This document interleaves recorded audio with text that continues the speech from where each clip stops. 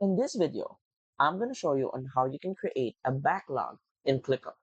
So, without further ado, let's begin.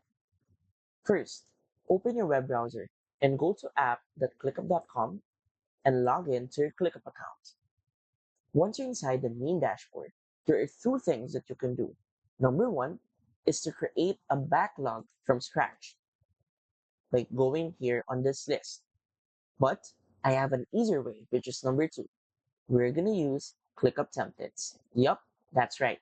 So click right here on templates and on the search node, search or type in backlog. As you can see, you will have access right here with ClickUp templates and figure templates for this topic. So click one. Now let's use this template. Type in the list name, then select on which space do you want this added. You have an option to either import everything or customize the import items.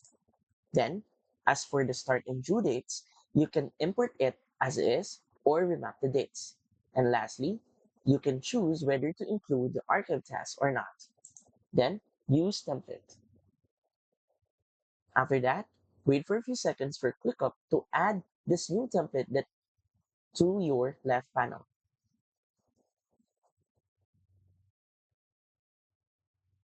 Once added, it should open automatically.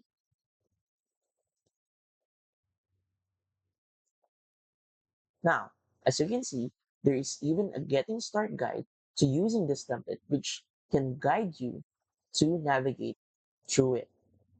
Now, we have a ticket submission form, a list of our product backlog items, our schedule, sprints, backlog statuses, and more. Now, since this is free from ClickUp templates, you have free access to completely edit and customize this however to your liking, like changing the names, changing the products. It can be up to you, and no one can stop you. So, if you find this video helpful and want to support our channel, feel free to use our affiliate links given in the video description. Thanks for watching, and I will see you in my next video.